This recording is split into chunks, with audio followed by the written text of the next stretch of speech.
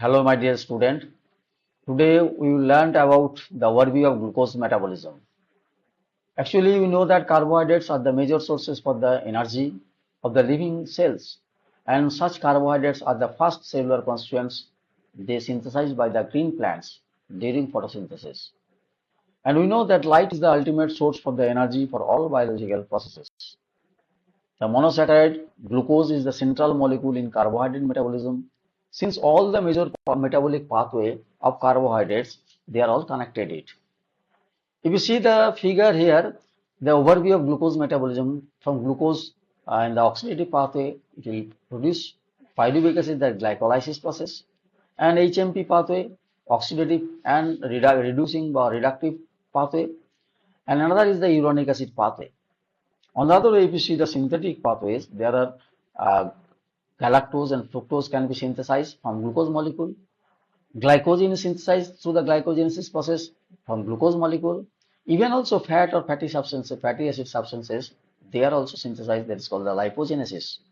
And non-essential amino acids also synthesized from the glucose molecule. So this is the overview of the glucose metabolism. As you know, in our body, there is the fasting blood glucose level is 70 to 100 mg per deciliter. It is very efficiently and effectively maintained at this level. Here, liver plays an important role to stabilize the blood glucose level. Now, what are the major pathway of carbohydrate metabolism? As we already told that the glycolysis is the one important pathway, that is for the oxidation of glucose molecule to the pyruvate as well as lactic acid. And it is another name is called the Embden-Meyerhof-Parnas pathway.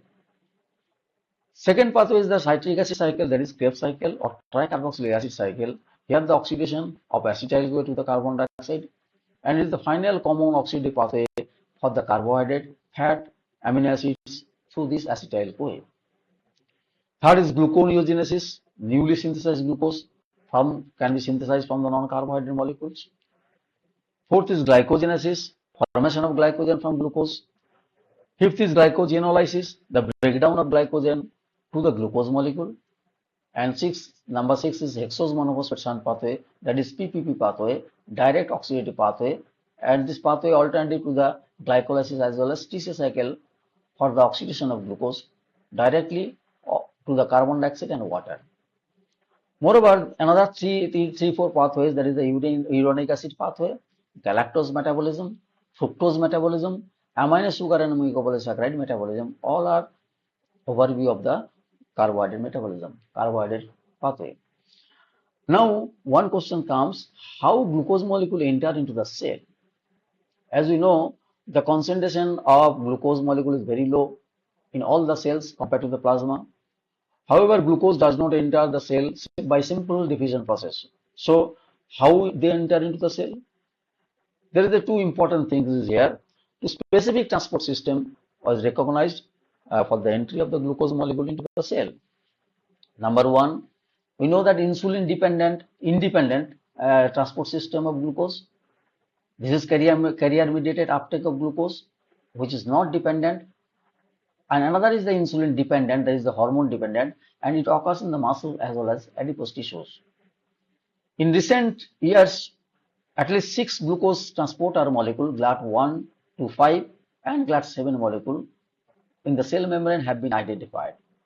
They exhibit tissue specificity. For instance, GLUT 1, it is found in abundantly erythrocytes, whereas GLUT 4 is abundantly in skeletal muscle and adipose tissue. So this is the way by which we can say that glucose molecule enter into the cell. So this is all our overview of the glucose metabolism as well as the exact causes by exact point by the entry of the glucose into the cell. So thanks for the watching of this video. If you like this video, hit the like button and subscribe.